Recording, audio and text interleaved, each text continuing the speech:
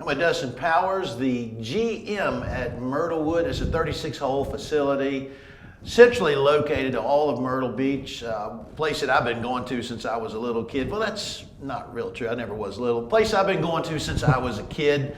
I absolutely love it. Happened to have won a state junior championship that I always like to mention at the Palmetto Course there. But you guys have the two golf courses. We do. I think Palmetto gets a lot of attention, but your PineHills golf course, you guys have invested in it. Mm-hmm. That's a heck of a golf course. Talk to me a little bit about PineHills. PineHills is the original of the two.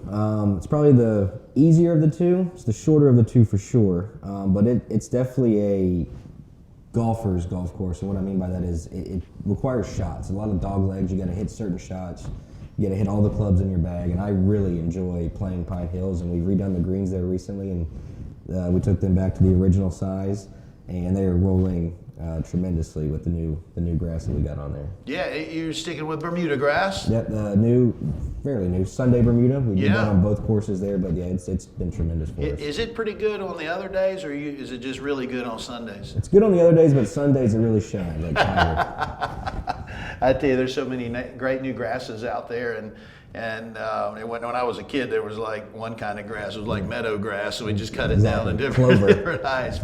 But these new Bermudas really are spectacular. For our friends that come down from up north, they're used to just seeing the bent grass, and folks that are a little bit older, there was a stigma with Bermuda on the greens because they just didn't roll very good at all. It was bumpy and nasty grain. But these new turfs, that's not the case anymore. No, the blades are much smaller. We can cut them much lower. They're easier to maintain, and they roll much truer. We can get them pretty much any speed we want to now. So that's really good. Absolutely. And they even roll really good in the wintertime as well. So we've talked to you in a previous show about the Palmetto Course. When you have two different golf courses, you really want them to have different character. Right. And you guys have done a really nice job of pulling that off, I think, at Myrtlewood. Appreciate that. Yeah, you want to separate them, so Palmetto is the longer and what we call more challenging. PineHills is, like we just talked about, the shorter and more of a shot shaper's golf course. But they're both very different. They both have different looks. We've put in some natural looking grass out on PineHills, or bringing it back to what it used to look like 20, 30 years ago. It had all these natural grasses around it, surrounding hills. So we've planted some of that recently, and it really looks nice. It's very aesthetically pleasing, gives you some separation from just the traditional fairway rough. You can break it up, and it really looks nice to the eye.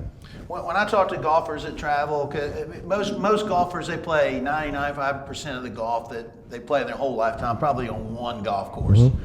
And so when golfers are traveling and they're going to a new place for the first time, I always encourage them to talk to the staff when they're checking in. Tell me the thing about this golf course. So if you're like playing at Palm Springs, everything breaks towards Indio. Right. If you're fortunate enough to play Augusta National, and we all know it, if you hadn't played it, everything breaks towards Rays Creek. Mm-hmm. And most golf courses have a thing like that. Do you have anything like that at Myrtlewood?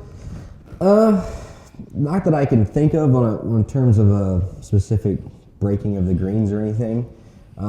What I try to tell people is that we have a 150 post. If you can hit somewhere near to that, whether it's a little bit long or a little bit short, you'll have pretty much the optimal shot into the green.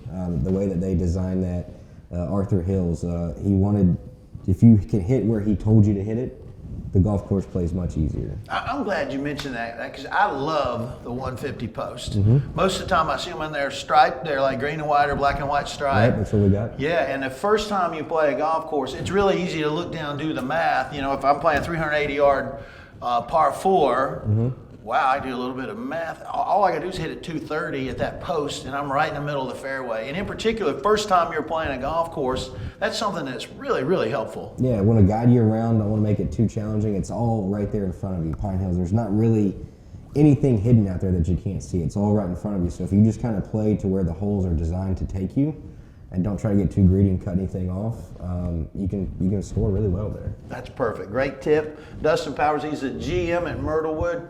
36-hole facility. I know I've played a lot of golf there over the years and enjoyed a bunch of it. And if you ever have a chance to tee it up there, you will too. Appreciate your time. My pleasure, sir. Thank you.